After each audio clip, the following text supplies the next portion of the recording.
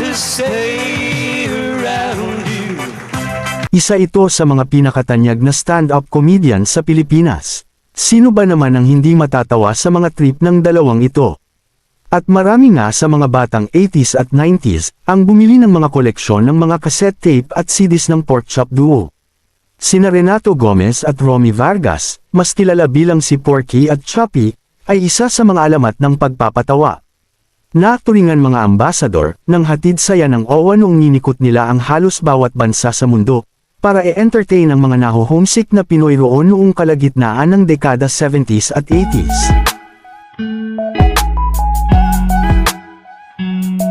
Kung bago ka pa lang sa ating channel, at mahilig ka sa mga ganitong klaseng content, ay iniimbitahan ko kayong mag-subscribe, at pindutin mo na rin ang bell icon, para lagi kang updated, pag nag-upload ako ng mga bago kong video.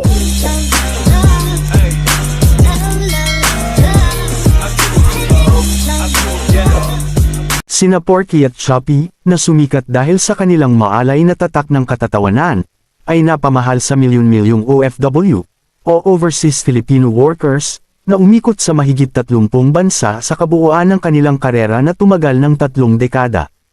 Ang Porkchop Duo ay nakakuha ng titulo bilang Showbiz Ambassadors of Goodwill ng Pilipinas para sa pagtataguyod ng kultura at musikang Pilipino, pati na rin ang kakaibang katatawanang para sa mga Filipino.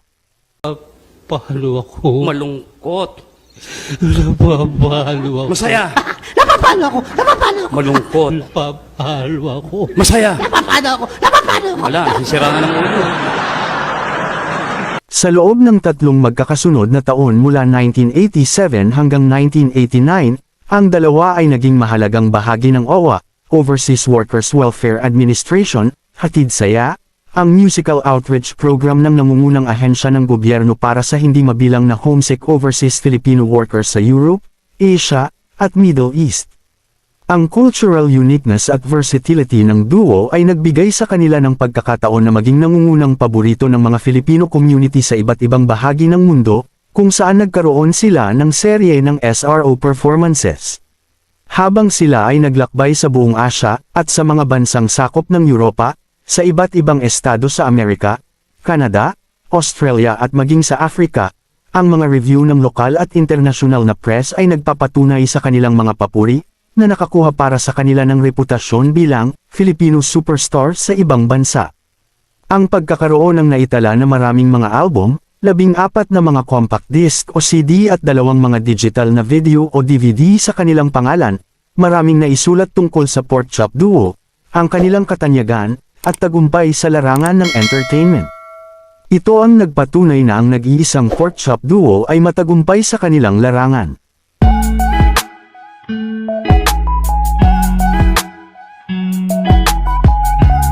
Citizenship, anong sagot mo? Pilipino! Tama.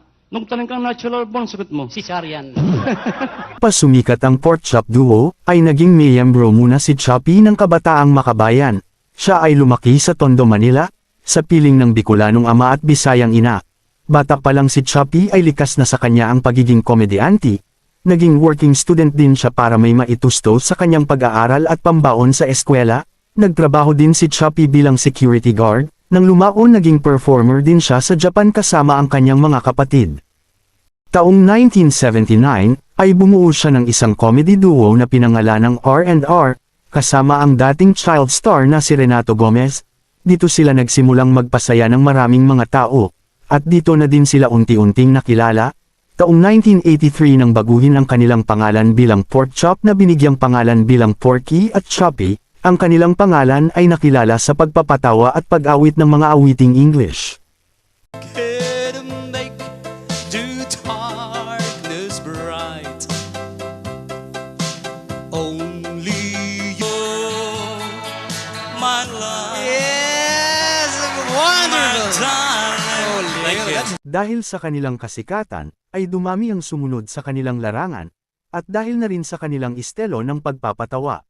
Iataka ka. Soup, juice, coke. Nagbabago ng anyo. Pag yan nagkaroon ng 8, 10 anak, marami ng karanasan yan. Aha. Ang ino-order niyan. Ano?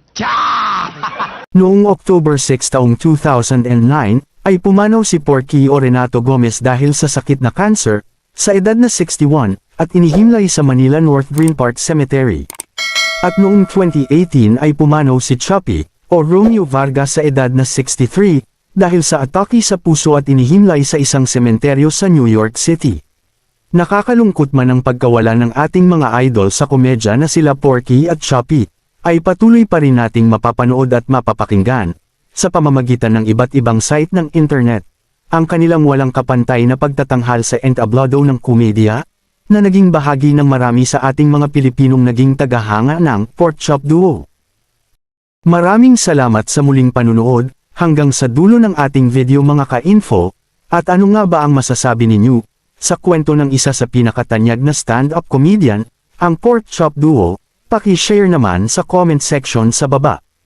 At pakipindot na din ang subscribe button, kung nagustuhan ninyo ang content natin mga ka-info. Marami pong salamat sa panunood.